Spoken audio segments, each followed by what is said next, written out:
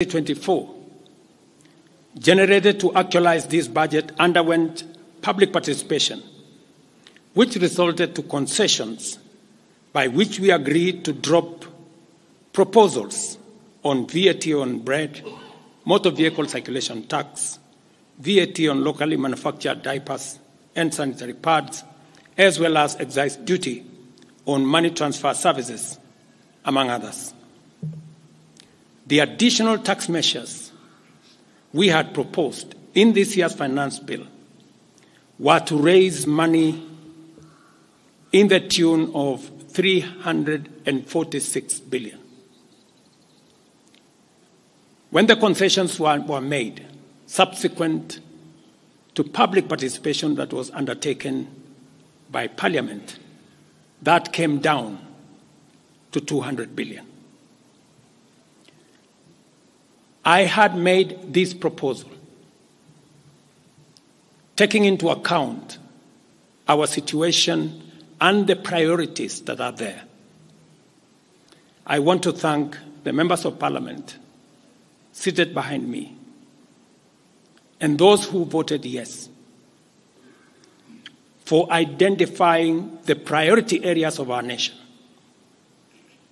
Because when I made the proposals to Parliament with my cabinet, we had certain critical priorities for the nation. Number one is our agriculture. We did make recommendation, and part of the money we were going to raise from the finance bill was 10 billion shillings that will go to fertilizer subsidy, 18 billion shillings that would go to making sure that junior secondary school teachers, 46,000 of them would be confirmed on permanent and pensionable basis.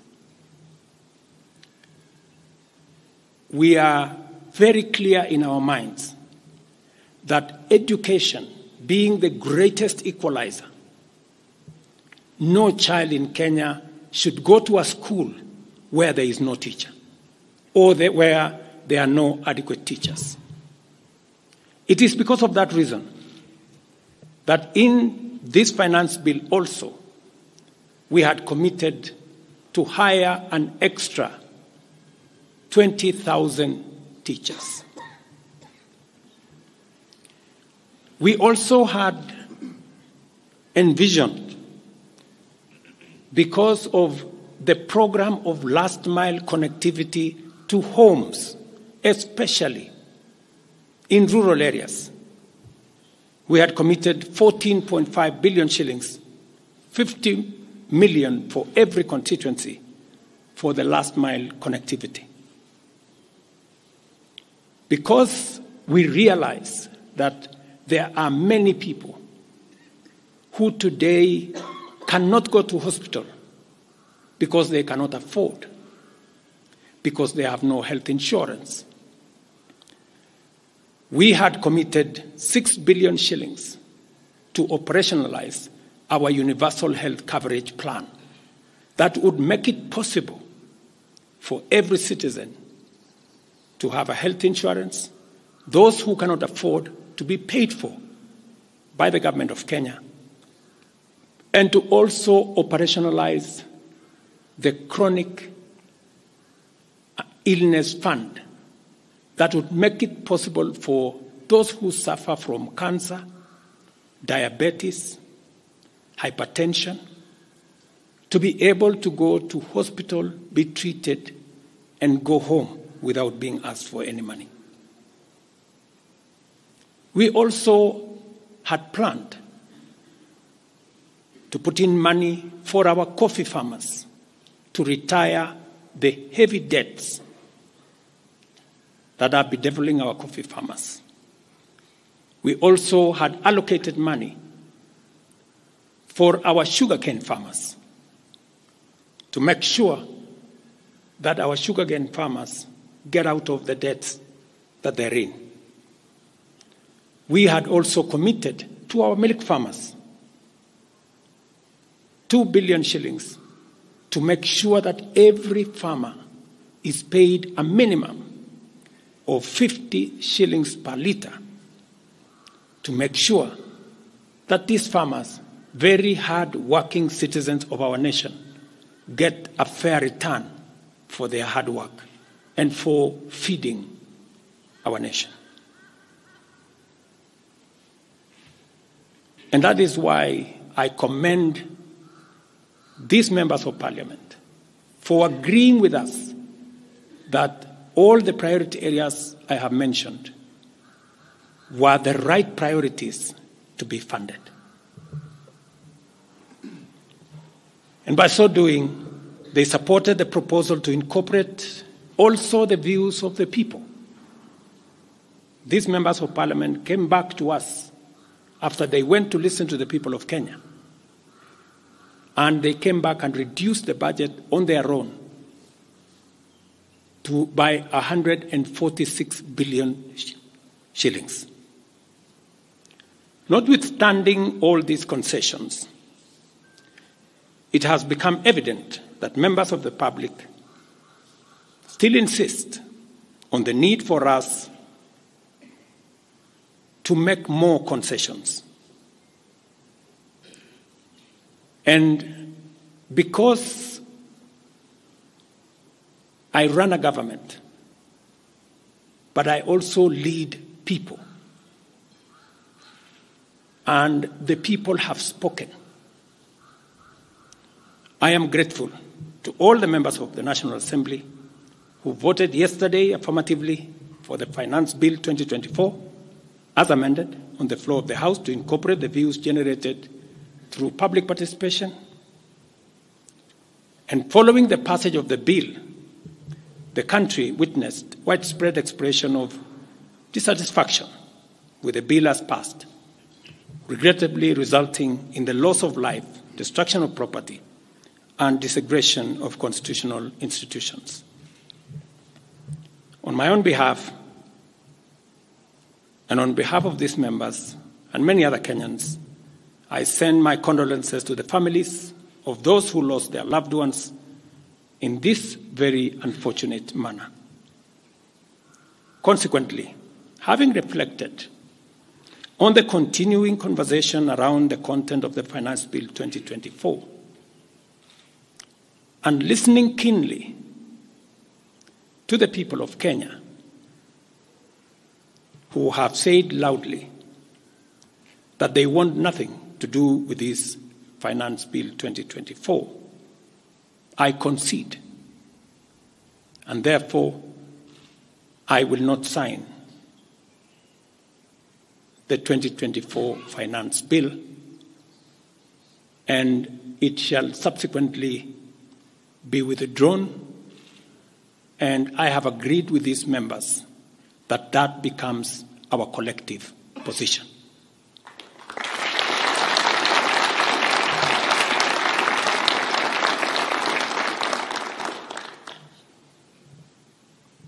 Accordingly, there is need for us as a nation to pick up from here and go into the future. And I am therefore proposing that because we have gotten rid of the Finance Bill 2024, it is necessary for us to have a conversation as a nation going forward. How do we manage the affairs of the country together? How do we manage our debt situation together? How do we work on the budget with the deficits that now exist together? And as I committed last Sunday, I will be proposing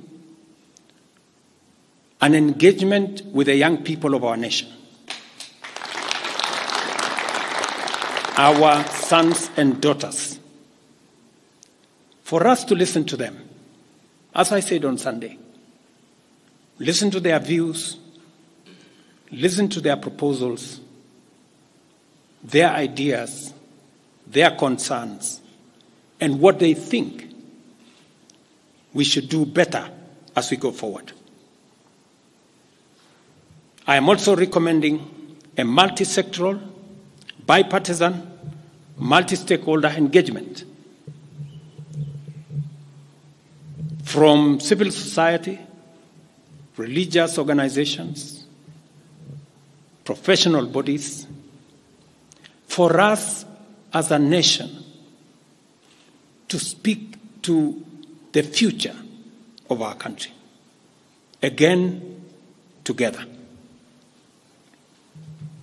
And this will be on matters that are contained in the bill and matters that the people of Kenya have canvassed in the conversation that has been going on. In this regard as well, I am directing for immediate further austerity measures to reduce expenditure, starting with the Office of the President, the entire presidency, and extending to the entire executive arm of government. Operational expenditure in the presidency be reduced to remove allocations for the confidential fort, reduce travel, hospitality, purchase of motor vehicles, renovations, and other expenditures. This will cover the entire presidency and also the executive arm of government. I also propose that equally, Parliament, the judiciary, and county governments, working with the National Treasury, also undertake budget cuts and austerity to ensure that we do live within our means, respecting the very loud message that is coming from the people of Kenya.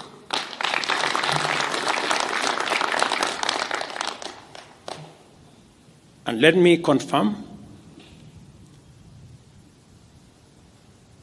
that I have discussed with many stakeholders. I will be meeting some of them shortly after this meeting on charting a way forward that makes sure that we carry the whole nation in this very important journey as we go into the future as a country. Let me also confirm that as we deal with austerity, the loud message on dealing firmly, decisively, and expeditiously with corruption is a matter that we have discussed and we have agreed that it will take the front banner as we go into the future. We will continue to do this and carry out this very important conversation.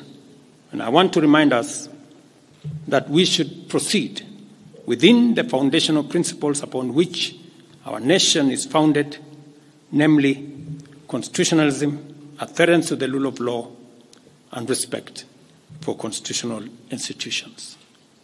We must continue to operate within the parameters of the law. I thank you.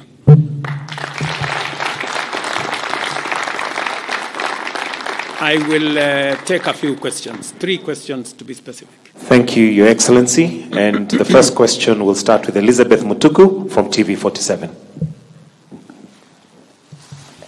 Good evening.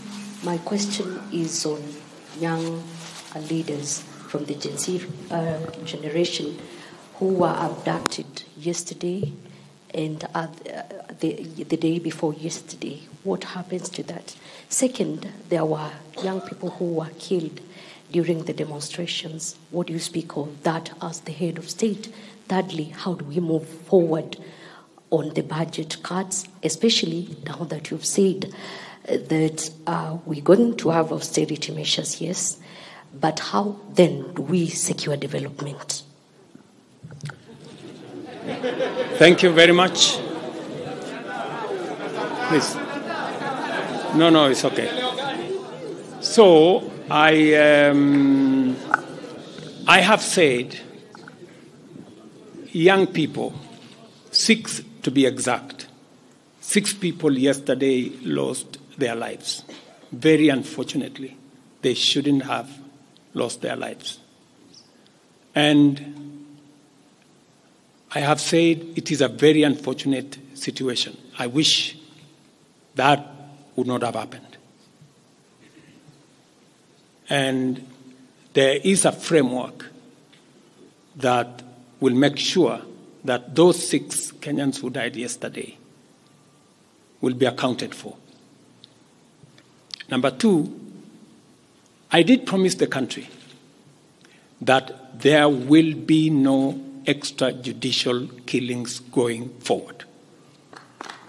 And ever since I came into office, there is not one incident of extrajudicial killing.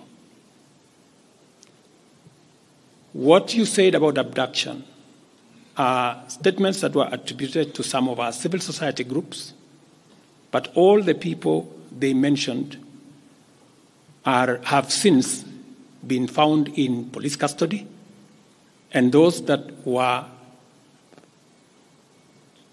already processed were already released. On the matter of development that you have said, minus the finance bill, it means that some of the development programs amounting to 200 billion shillings, we will have to cut down, to delay them. They will have to wait, some of them, for next year. We will try it again. We will try next year to find some money. Some of them we will have to cancel because that's the nature of things. And it is because the people of Kenya have spoken loudly that they want a leaner budget for us as a country. Question number 2. We'll take the next question from Busara, K24. Naam, swali langu la kwanza ni wazi kwamba matumaini ya vijana wa Gen Z na baadhi ya Wakenya kwa wabunge yamepungua kabisa ama hata yamepotea. Kwa hivyo kama rais unachukua hatua gani kuhakikisha kwamba tunawahusisha vijana katika maamuzi muhimu hasa katika masuala ambayo yanalenga taifa ama ujenzi wa taifa? Swali lingine, je, utahakikisha vipi uwazi katika mpango wako wa kupunguza matumizi serikalini? Maana yake umesema kwamba kuna austerity measures. Je, kutakuwa na transparency? Na swali la mwisho, ningependa kujua kama pengine kutakuwa na fidia kwa wale ambao walifariki ama hususan kwa familia kwa wale ambao walifariki hapo jana, na je, serikali itasimamia malipo ya wale ambao hospitalini hivi sasa wanapokea matibabu kutokana na majeraha waliopata hapo jana? Asante. Thank you very much. About 214 Kenyans were involved in various skirmishes, and many of them went to hospital. 95 of them were treated and released. Some of them, I think one is still in ICU, and others, I think 14, the minister is here, are still in hospital. But majority of them were treated and released yesterday. As I have told you, on those who lost their lives, there will be a mechanism of how they will be accounted for. On the young people whom you have said, how do we listen to them? Let me say the following.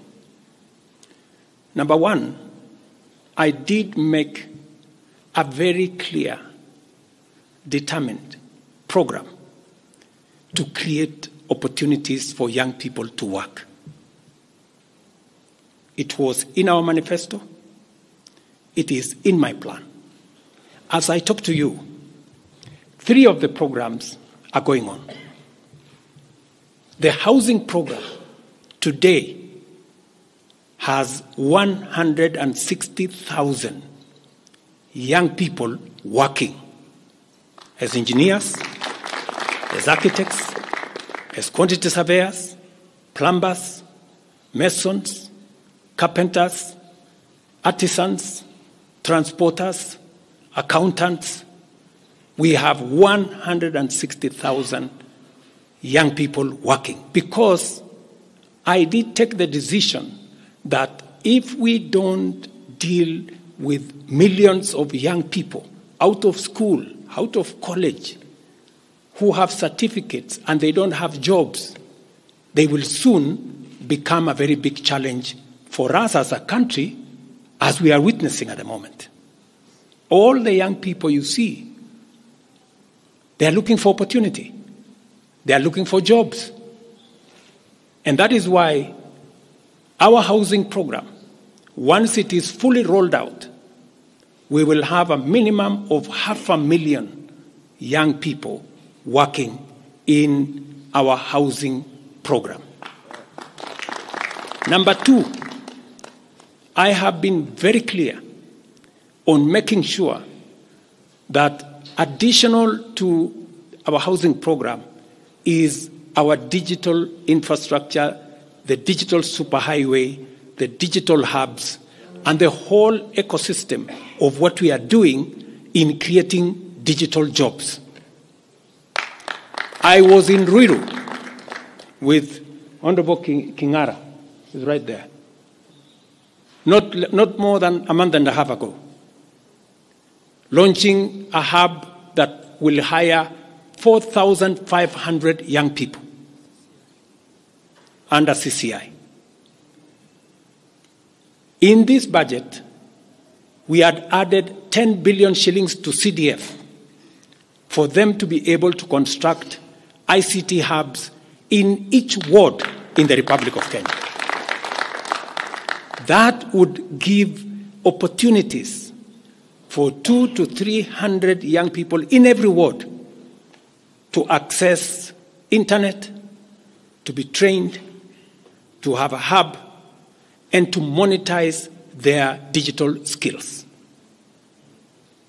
We will still find another way of implementing this plan, even if we have to cut back on CDF, if that is what is going to happen. Again, because we believe that young people deserve opportunity. As I talk to you, we've just concluded 3 bilateral agreements, one of them with Germany, on export of labor. Because we have negotiated with many countries who are interested in the high skills of Kenyan labor. And we have an ecosystem, we now have a plan on how we are going to make sure that the young people in Kenya get opportunities to work either in Kenya or outside Kenya. In fact, just last week, I saw on the headlines of one of the dailies, there was a gentleman from my village.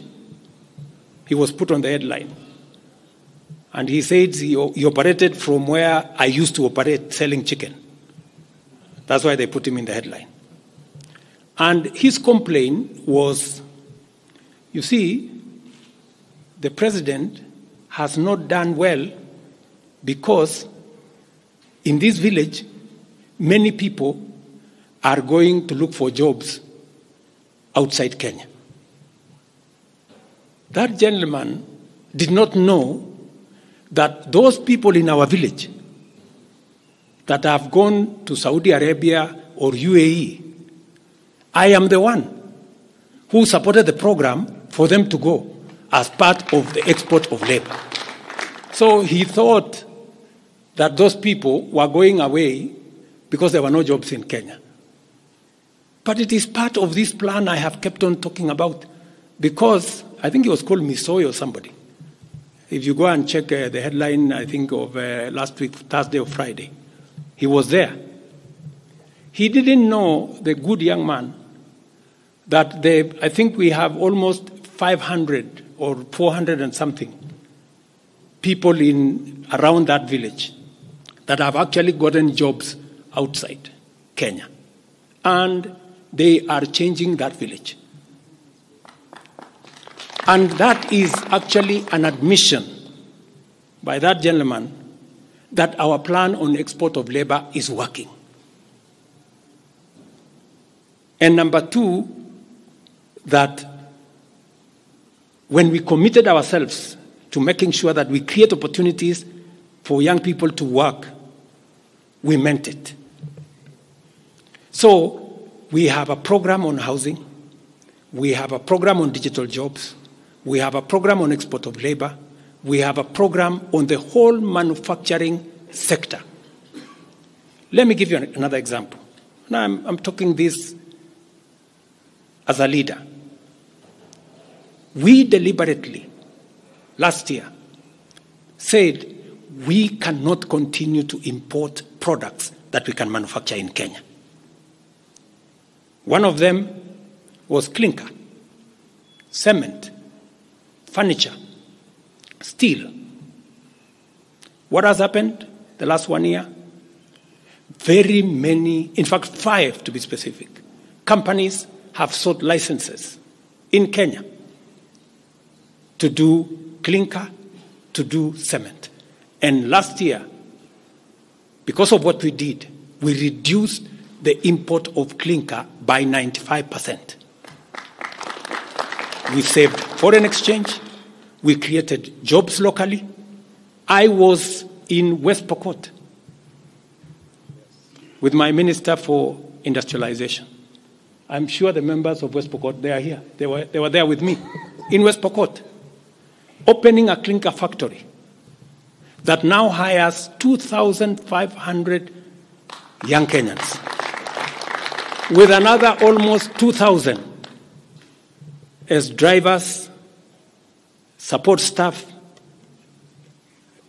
a big market now in West Pokot, expanding manufacturing in Kenya is the right thing. And it is the reason why some of our policy interventions on matters like imported stuff that are being manufactured in Kenya. For example, we have said substandard, low quality imported sanitary pads from China and other places. How can they come into Kenya when we have 10 companies in Kenya hiring Kenyan young people? How can they come and compete here? All the products that we are manufacturing locally, we must protect our local industries so that they create jobs locally, so that they create opportunities locally. In this finance bill, you will also see that we have imposed duty on potatoes from Europe. Surely, how can we continue importing potatoes from Europe? And we have farmers right here in Kirinyaga. We have farmers right here in Nyandarua, in Molo, in Timau. How can we justify? How can anybody take offense that we have imposed duty on imported potatoes? We have put duty on imported eggs, on imported onions, because we must protect our local farmers. Every country does that. Every country does that. I was negotiating with the Prime Minister of India because they are imposing duty on our avocados. I was in Korea negotiating with the government of Korea because they are imposing duty on our tea, on our coffee, and on our macadamia, including our avocados. Every country does that to protect their market, unless there is a mutual agreement. So these are amongst the things we are doing to make sure that we grow our local manufacturing, create local jobs, create local wealth. That is how we are going to move forward as a country. We cannot continue to be a supermarket for other people's factories. It is important that we also produce our own products. Our young people can produce products in Kenya which are of high quality, which are of international standard, and we can do that. So I just wanted to clarify this point because it is addressing the young people of our country. And I am looking forward to a conversation with my sons and daughters, the young people of this nation, to explain to them the opportunities that they have. And I want to listen to them. What additionally do they want me to do? What can we do better? And how can we move the country forward together? Thank you very much. Thank you, Excellency. That marks the end of the question session. Thank you very much, Your Excellency.